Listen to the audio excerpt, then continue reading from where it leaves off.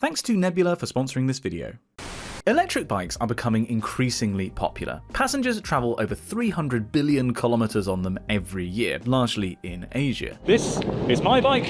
I absolutely love it. But while these bikes are often touted as an eco-win, are they actually good for the environment? Thanks to the battery and the motor, they're definitely more resource intense to produce, and so undoubtedly worse for the environment than a regular push bike. So in this video, I'm going to tear down the environmental impact of building and using these bikes, and see what their net effect is on the environment. Now, while I've been using very happily an electric bike for nearly 3 years now, I don't know very much about the business of building or selling them. So I went to London to meet some experts.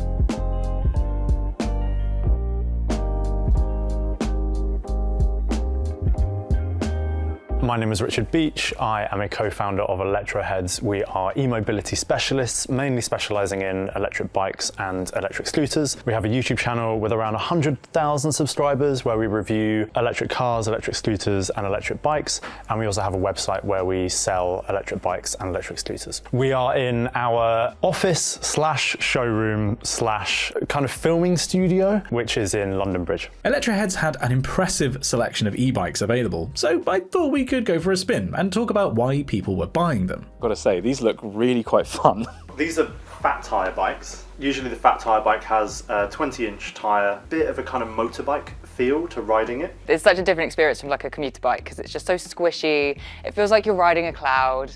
It's definitely a weighty bike, but that's just really, that's why it's electric. The assist just gets you off the line. Okay, well let's get this one outside for you. It weighs about a ton. Oh yeah, wow. Yeah. That is not one to take on a train. Downside. Okay, yeah, well, I'll Pikachu, I choose you. Let's Cool. go for this one. Let's go. All right, let's do this. After you, you lead on. I've got to get used to this throttle now. See you later. Wow, I'm just not cycling at all. This is really fun. Okay, this is awesome. So when people come in for an electric bike, do they say what they're going to use it for? Are they replacing driving or taking the bus? Oh my goodness, all different kinds of things. So we have people that come in because firstly they already cycle, but they've got these really big hills. Like we had a couple that came from Bath to come and see us, and they didn't really want to cycle up those really steep hills. I can understand, yeah. They came in, we showed them a few great bikes, and now they're cycling all up and down all the hills of Bath. And then you've got people who do have a car, but they want to try and be a little bit more eco-friendly. They want to try and reduce their emissions with how they travel when they're getting around, going to the shops, going to pick up the kids from school. This is dangerous because I really just kind of want one of these now. It's not dangerous. Dangerous for my wallet. No, right, it's dangerous that you want it. Oh yeah, okay, kind of sold. So the climate impact of travel is certainly a factor in people buying these things. It definitely was for me. But does the data back that up? Are these things actually low carbon to run? Wait a minute. I'm not stalking you. Sorry, I just bumped into my wife. You look absolutely ridiculous, you know that. I love you too. Were you reading a script whilst riding a bike? And filming. This sounds like a recipe for an accident. I haven't hit anyone yet. Various data sets compare the carbon intensity of different forms of transport. This one is from the UK government, and it shows the grams of carbon dioxide equivalent emitted by a passenger travelling 1 kilometre on different forms of transport. Up here you've got domestic flights, so carbon intense because the takeoff phase where you burn lots of fuel is proportionally a larger part of the flight. The longer the flight, the lower the carbon intensity per kilometre, but the larger the impact overall. Generally speaking, up here you have fossil fuel-based transport, and down here you have public transport and electrified transport. So where on the scale does an electric bike fit? Well, we know that a typical electric bike has a 250-watt motor. Something, by the way, that I got wrong in my previous video about solar bikes. I don't actually know why, because I definitely know that's the case. But anyway, that motor will then take you up to 25 kilometers per hour. Assuming that motor runs constantly at max output, powered by a battery charged by the UK grid in the past year, you get a carbon intensity of about 2.2 grams of carbon per passenger kilometer. That would put them down here. By far the most carbon efficient form of transport, though you do also have to account for the emissions of the rider, the excess calories burned by cycling. The bike itself is actually more efficient than the rider, so an electric bike is more carbon efficient than regular cycling. The extra carbon intensity from the rider will vary massively depending on diet of the rider and to some extent where they live. One estimate using the European average diet's carbon intensity places the total carbon intensity somewhere between the Eurostar and a passenger ferry. Though a vegan riding an electric bike is almost certainly the most carbon efficient form of transport ever invented, and quite possibly the most punchable. But it's not as simple as that. You have to build these bikes in the first place, and that's why things get complicated. While I was at Electroheads HQ, I also spoke to Nick from a company called Boost. Yeah, so I'm Nick Bailey. I'm the founder and chief engineer and everything else for Boost bikes. We convert existing bikes to electric bikes. So take a bike that you already like and make it electric. So we aim to make the conversion around about £700 for your existing bike, but you end up with a high quality bike as opposed to one of the lower priced ones that could be an e-bike. This made him the ideal person to ask about the components that go into making an electric bike as opposed to a regular push bike. Electric bikes and electric cars are made up of a number of these. So these are 18650 lithium cells. Contain lithium, contain some cadmium. They're like a rolled up paper sort of sandwich, and that ends up in this rolled up Swiss roll of a cell. So even in an electric vehicle, you've got thousands of these. So you take these cells and you turn them into packs, which becomes a battery. So this is one of our battery packs, which has got 10 cells in it. In our main Boost system, there are 20 cells in here. In a Tesla Model X, there are 7,000 cells. We have a motor, which is comprised of some gears, some magnetic bits, so that spins around by magnetism, and it's reduced by these gears that gear it down. And that is made of aluminium. There's steel in there, which also fairly easy to recycle. I mean, the other side is having some sort of display or phone to connect to it. So we now have the ability to use an Apple Watch, as well as your phone, as well as a display on the handlebars. So if we're talking about the environmental impact of building an e-bike, we're talking about the environmental impact of building the battery. Everything else is made of pretty standard materials, also used in other forms of transport that it's displacing, and are pretty easily recyclable. So I'm not going to consider them for the rest of this video. There are various estimates for the carbon intensity of building lithium-ion batteries, though most seem to vary between about 60 and about 200 kilograms of CO2 equivalent per kilowatt hour of capacity. This, my bike's battery, is a 313 watt hour battery, and so it probably took somewhere in the region of about 40 kilograms of CO2 to produce. For context, that's roughly the same carbon footprint as making 500 cups of tea or one 14-ounce steak, if you account for the methane production by beef herd cattle. According to data from Trek in 2021, all the components electrifying a bike add about 65 kilograms of CO2 to an initial footprint of about 100 kilograms for a regular bike. But CO2 is only one aspect of the environmental impact of building these batteries. And no, I'm not talking about the fires. Those are almost always caused by cheap, poorly made batteries. It's not a concern if you build and use these things properly. No, these batteries require rare earth minerals and lithium to produce. And those things are only found in certain places. And how we get them isn't great. The extraction and refining of these minerals is associated with human rights abuses, deforestation, displacement of indigenous populations, and water pollution. The overall environmental impact is so wide-ranging that it's basically impossible to quantify. Though I'd like to point out, this isn't unique to rare earth mineral extraction. It's also the case for extraction of resources used in traditional transport, like oil and iron. But we'll come back to this point. The question becomes, what is the net environmental impact of an e-bike? There are costs associated with building the bike and very low costs associated with running it, but are those costs made worthwhile by the carbon savings associated with riding one compared to other forms of transport? To answer that question, the key thing to know is, when people ride an electric bike, what are they no longer doing? Are they no longer driving a car, or are they no longer riding a regular bike? I can only really answer it anecdotally. The biggest use case is people who are commuting. Generally, that is replacing either a car journey or, I guess, like in a lot of cases, a very arduous public transport journey. We've developed a really nice Facebook group over the last year or so where people actually post pictures of what they get up to with their bikes. It's a whole mix. We've got leisure riders that like going off on trails and just bombing around the New Forest, or lots of people who we don't actually hear about so much, but they just do a lot of commuting on their bikes. So there's a sort of quiet majority who just use their bike for getting from A to B, probably replacing their car.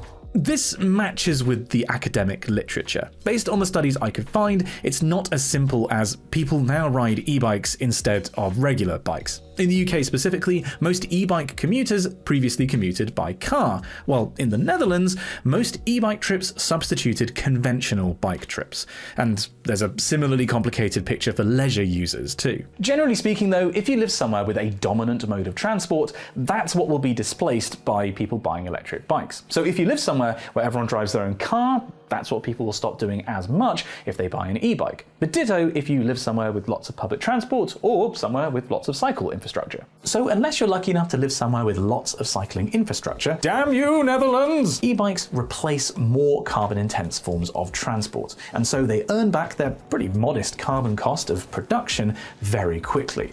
And that's completely ignoring also the costs of building those other forms of transport in the first place. We can consider that by looking at the lifetime emissions of a form of transport. Remember that report from Trek I mentioned? Well, it also estimates the lifetime emissions of an e-bike per kilometre. So taking the emissions due to manufacture and the expected emissions of use and dividing it by the total number of kilometres travelled over the life of the e-bike.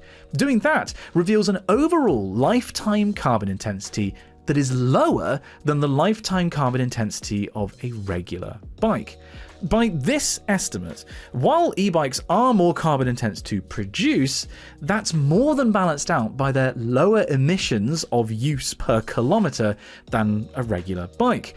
The electric motor is just more carbon efficient than a food-fueled rider. This isn't going to be the case everywhere. It will depend on the carbon intensity of the electric grid and the use case, how hard the rider pedals on the e-bike. But for at least some people, probably most, even considering the extra carbon emitted by building the battery and the motor, e-bikes have smaller carbon footprints over their lifespan than regular bikes. And so every other form of transport. In other words, they're an absolute win. And actually a bigger win than electric passenger vehicles, being less carbon intense to produce, more energy efficient, and having side benefits like improving people's health and reducing congestion in cities. Side note, Bloomberg published this report last year that showed the reduction in oil demand caused by different categories of EVs, and 2- and 3-wheelers, like electric bikes, dominate. If that's surprising to you, it's probably caused by the huge population of electric bikes and scooters in Asia, who are way ahead of us in the uptake of this technology. But yeah, what a graph! However, the problem still remains that there is a pretty significant environmental cost associated with building lithium-ion batteries. And until we can circularize that economy, recycle batteries, and limit the need for extraction of rare earth minerals and lithium, that cost is going to remain. It's commonly reported, even in Nature recently, that less than 5% of all lithium-ion batteries are recycled. But that isn't true, or at least it isn't anymore. That number comes from 2010, and since then both the quantity of batteries on the market and recycling processes and companies have come a long way. By one estimate, 100,000 tons of waste batteries were recycled in 2018, about 50% of that which reached end of life that year. China and South Korea in particular are leading the charge, but even here in the UK, recycling companies have started partnering with bike shops to allow for e-bike battery recycling. In short, battery recycling isn't perfect, but it's much better than most people seem to think it is. Recycling capacity is available and growing. The pinch point is just getting the batteries to those recycling companies, something that's actually being supported with policy over in Europe, where with their new batteries regulation, starting in 2026, at least 65% of the mass of all lithium-ion batteries that come to the end of their life must be recycled, with that percentage increasing over the next couple of decades. So while the battery economy isn't close to being closed yet, as time goes on, the environmental impact of building electric bikes and EVs will decrease, as the necessary extraction of raw materials will decrease over time. And it's worth stressing that as these vehicles don't constantly require new resources to run, like oil, they represent a move away from an extraction-based economy. In a world in which batteries are largely built from recycled components, the environmental impact of e-bike manufacture and use will become negligible, and certainly far lower than the impact of most transport modalities they displace, being dependent on oil. It also means that the lifetime impact of electric bikes currently in use, which manufacturers typically say is a couple of years, will decrease if recycling is made easily available to consumers. That's something that will happen faster with appropriate government policy. Here in the UK, we lag behind the rest of Europe when it comes to e-bike uptake, and the government incentivising battery recycling startups or extending the cycle to work scheme could accelerate e-bike uptake, and according to one estimate, reduce emissions from cars by 24 million tonnes of CO2 per year. But you don't have to wait for that. Perhaps you've been watching this video up to now and are thinking, well, maybe I should get one.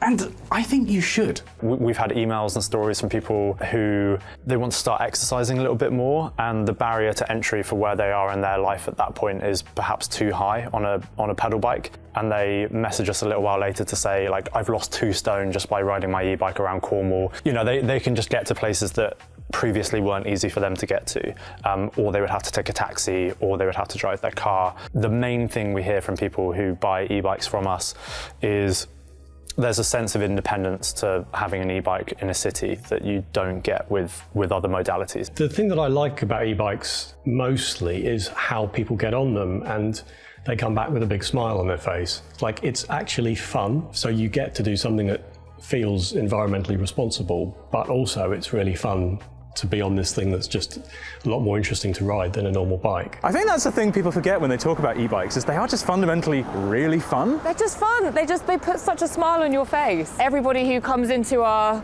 studio to come try out the bikes, some people might be a little bit nervous, some people might be like pro cyclists, but they always come back with that smile on their face that they've had a really good time, and there's nothing quite like that little boost of electric. It's that first time that the motor kicks in to support you. You're just like, woo! Yes, precisely. You just feel like a giddy child again, don't you? Buying an electric bike is not going to completely remove your dependence on cars or public transport. But if you've got the money to invest in one, it can pretty significantly reduce your travel carbon footprint, being a net positive environmental impact for most people.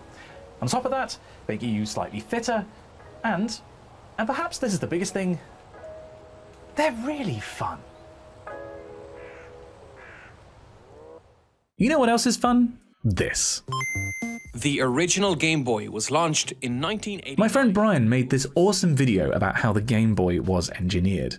While out filming this video, I was able to take a quick break and watch it a week before most people even knew it existed. And I didn't even need an internet connection to watch it because it was downloaded to my phone. Because Brian uploaded it to Nebula. As you may have heard by now, Nebula is a streaming service owned and operated by a bunch of educational content creators, including me, but also Brian, and literally over 100 others. Videos on Nebula have no adverts or sponsorships in them at all. Instead, we operate on a subscription model. And they're made by a carefully curated list of creators who we believe make thoughtful videos and podcasts. There's nothing in here that's made by an AI model. But as well as offering a better viewing experience for you, Nebula is home to exclusive content. Earlier this month, I released an in-depth video about the jet stream on Nebula, going much further in conversation with 2 world-leading academics than the version posted on YouTube. But you could also watch my course teaching you how to tell stories with science, or exclusive videos from one of my favourite creators, Lindsay Ellis. Nebula isn't just about the videos though. It's about us creators taking back ownership of our content and how it's distributed, and how innovative new content gets funded without being beholden to outside investors. Everyone who signs up to Nebula directly supports us creators, but also directly shapes the future of online educational video. I think for the better. You can do so by going to nebula.tv/Simon Clark, linked in the description, with options for monthly, yearly, and even lifetime memberships. If you use my link below, you'll also get 40% off an annual subscription, which means that you directly support me and get a better viewing experience and get access to exclusive content for just $2.50 a month. That link again is nebula.tv/Simon Clark to join over 500,000 users redefining online video. If you would like to know more about specific e-bikes or answers to questions like, why are they so expensive? Then check out Electroheads. They really know their stuff. They're great people.